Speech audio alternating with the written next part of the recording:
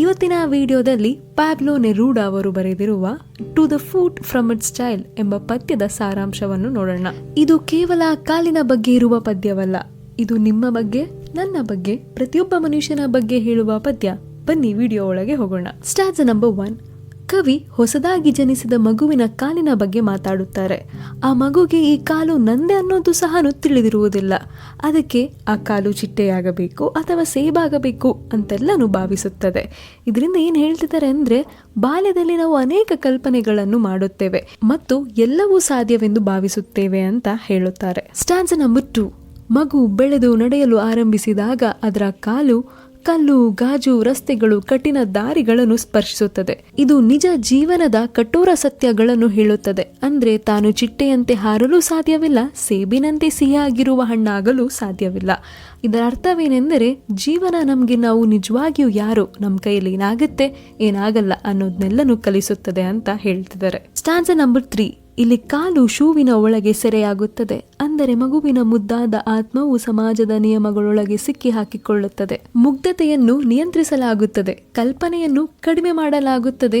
ಕಾಲು ಯುದ್ಧದಲ್ಲಿ ಬೀಳುತ್ತದೆ, ಅಂದರೆ ವಾಸ್ತವಿಕತೆ ಕನಸುಗಳನ್ನು ಸೋಲಿಸುತ್ತದೆ ಅಂತ ಹೇಳ್ತಿದ್ದಾರೆ. ಸ್ಟಾನ್ಜಾ ನಂಬರ್ 4. ಕಾಲು ನಿಧಾನವಾಗಿ ಶೂವಿನ ಒಳಗಿರುವ ಹೊಸ ಜೀವನಕ್ಕೆ ಹೊಂದಿಕೊಳ್ಳುತ್ತದೆ. ಇದು ಮತ್ತೊಂದು ಕಾಲಿನಿಂದ ದೂರವಾಗುತ್ತದೆ. ಹೇಗೆ ಅಂಧನೊಬ್ಬ ದಾರಿಯನ್ನು ಮುಟ್ಟುತ್ತಾ ಕಲಿಯುತ್ತಾನೋ ಅದೇ ತರ ಜೀವನವನ್ನು ನಿಧಾನವಾಗಿ ಕಲಿಯುತ್ತಾನೆ. ಇದರ ಅರ್ಥ, ಮನುಷ್ಯ ಜೀವನವನ್ನು ನಿಧಾನವಾಗಿ ಕಲಿಯುತ್ತಾನೆ. ಸಮಾಜದ ನಿಯಮಗಳೊಳಗೆ ಸಿಲುಕಿ ಪೂರ್ಣ ಸ್ವಾತಂತ್ರ್ಯವಿಲ್ಲದೆ ಬದುಕುತ್ತಾನೆ. ಹೇಗೆ ಶೂ ಏನು ತೋರಿಸುತ್ತದೆಯೋ ಅದನ್ನಷ್ಟೇ ಕಾಲು ತಿಳಿದುಕೊಳ್ಳುತ್ತದೆ. ಅದೇ ಹಾಗೆ ಸಮಾಜವು ನಮ್ಮ ಯೋಚನೆಗಳನ್ನು ನಿಯಂತ್ರಿಸುತ್ತದೆ. ಸ್ಟಾನ್ಜಾ ನಂಬರ್ 5. ಈಗ ಕಾಲು ದೊಡ್ಡವರ ಕಾಲಾಗಿ ಬೆಳೆದಿದೆ. ಮೃದುವಾಗಿದ್ದ ಅದರ ಉಗುರುಗಳು ಕೊಂಬಿನಂತೆ ಗಟ್ಟಿಯಾಗುತ್ತವೆ.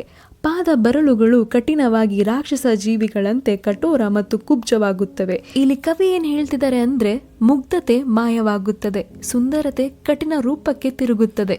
ವಾಸ್ತವಿಕತೆ ನಮ್ಮನ್ನು ದೈಹಿಕವಾಗಿ ಮತ್ತು ಮಾನಸಿಕವಾಗಿ ಬದಲಾಯಿಸುತ್ತದೆ. ಅಂದರೆ ಬಾಲ್ಯದಷ್ಟು ಸುಂದರವಲ್ಲ ನಮ್ಮ ಪ್ರೌಢಾವಸ್ಥೆ. ಸ್ಟಾನ್ಜಾ ನಂಬರ್ 6.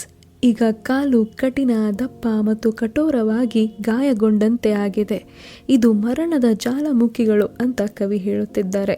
ಕಾಲು ತನ್ನ ಅಂತ್ಯವನ್ನು ಅರಿತುಕೊಳ್ಳುತ್ತದೆ, ಮರಣಕ್ಕೆ ಹತ್ತಿರವಾಗುತ್ತದೆ, ಜೀವನ ಕಠಿಣ ಮತ್ತು ರೊಮ್ಯಾಂಟಿಕ್ ಇಲ್ಲದಂತೆ ಆಗುತ್ತದೆ ಅಂತ ಹೇಳುತ್ತಿದ್ದಾರೆ. ಸ್ಟಾನ್ಜಾ ನಂಬರ್ 7. ಪ್ರಾಯದ ಕಾಲು ನಿರಂತರವಾಗಿ ನಡೆಯುತ್ತಲೇ ಇರುತ್ತೆ. ಗಂಟೆಗಳ ಕಾಲ ವಿಶ್ರಾಂತಿ ಇಲ್ಲದೆ ಯಂತ್ರದಂತೆ ನಡೆಯುತ್ತದೆ. ಯಾವುದೇ ತರಹ ಭಾವನೆಗಳು ಇಲ್ಲದೆ ಸದಾ ಕೆಲಸ ಮಾಡುತ್ತಲೇ ಇರುತ್ತೆ. ಮನುಷ್ಯರು ಬಹಳ ಕಾರ್ಯನಿರತರಾಗಿದ್ದಾರೆ, ಸಂತೋಷವನ್ನು ಕಳೆದುಕೊಳ್ಳುತ್ತಾರೆ, ಜೀವನ ದಿನಚರ್ಯದಂತೆ ಆಗುತ್ತದೆ ಅಂತೆಲ್ಲ ಕವಿ ತನ್ನ ಪದ್ಯದಲ್ಲಿ ವಿವರಿಸುತ್ತಿದ್ದಾರೆ. ಸ್ಟಾನ್ಜಾ ನಂಬರ್ 8. ಕಾಲು ಎಲ್ಲೆಡೆ ಕೆಲಸ ಮಾಡುತ್ತದೆ. ಮಾರ್ಕೆಟ್ಗಳಲ್ಲಿ, ಕೃಷಿ ತೋಟಗಳಲ್ಲಿ, ಖನಿಗಳಲ್ಲಿ, ಕಚೇರಿಗಳಲ್ಲಿ. ಪುರುಷರಾದರೂ ಮತ್ತು ಮಹಿಳೆಯರಾದರೂ ಎಲ್ಲರೂ ನಿರಂತರವಾಗಿ ಕೆಲಸ ಮಾಡುತ್ತಾನೆ ಇರುತ್ತೆ. ಅದು ಅಷ್ಟೇನು ವಿಶ್ರಾಂತಿ ಪಡೆಯುವುದಿಲ್ಲ, ಅಷ್ಟೇನು ಸಮಾಧಾನವಾಗಿರುವುದಿಲ್ಲ, ಅಷ್ಟೇನು ಪ್ರೀತಿಸುವುದಿಲ್ಲ. ಅಂದರೆ ಜೀವನ ಕರ್ತವ್ಯ ಮತ್ತು ಸಂಘರ್ಷವಾಗುತ್ತದೆ. ಅಂದರೆ ಒಂದು ದಿನ ಕೊನೆಗೆ ದೇಹ ನಿಲ್ಲುತ್ತದೆ, ಅಂದರೆ ಮರಣ. ಸ್ಟಾನ್ಜಾ ನಂಬರ್ 9. ಕಾಲು ಭೂಗರ್ಭಕ್ಕೆ ಹೋಗುತ್ತದೆ. ಮರಣದ ಬಳಿಕ ಸಮಾಧಿಯಾಗುತ್ತದೆ. ಇದು ತನ್ನ ಸಾವು ಅಂತಾನೆ ಅದಕ್ಕೆ ತಿಳಿದಿರುವುದಿಲ್ಲ. ಇದರ ಅರ್ಥವೇನೆಂದರೆ, ಮರಣದ ನಂತರ ಮನಸ್ಸು ಮತ್ತೆ ಬಾಲ್ಯದ ನಿರ್ಮಲತೆ ಮತ್ತು ಸಾಧ್ಯತೆಗಳಿಗೆ ಮರಳುತ್ತದೆ.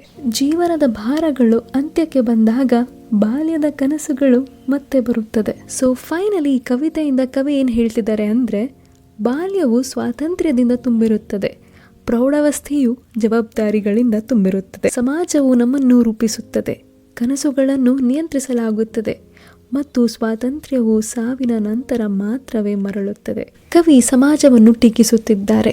ಯಾಕೆಂದರೆ ಕಲ್ಪನೆಯನ್ನು ಕೊಂದಿರುವುದಕ್ಕಾಗಿಯೂ ಮತ್ತು ಮಕ್ಕಳನ್ನು ಒತ್ತಡ ಸ್ಪರ್ಧೆಗೆ ತಳ್ಳಿರೋದಕ್ಕಾಗಿಯೂ. ನಿಮ್ಮ ಹತ್ರ ಒಂದು ಪ್ರಶ್ನೆ ನಾ ಕೇಳ್ತೇನೆ. ನೀವು ಬಾಲ್ಯದಲ್ಲಿದ್ದಾಗ ಕಂಡಿರುವ ಕನಸು ಯಾವುದಾದರೂ ನನಸಾಗದೇ ಇರುವುದನ್ನು ಕೆಳಗೆ ಕಮೆಂಟ್ ಮಾಡಿ. Thanks for watching. ಈ ವಿಡಿಯೋ ನಿಮಗೆ ಇಷ್ಟ ಆಗಿದ್ರೆ like, share, comment, subscribe to our channel.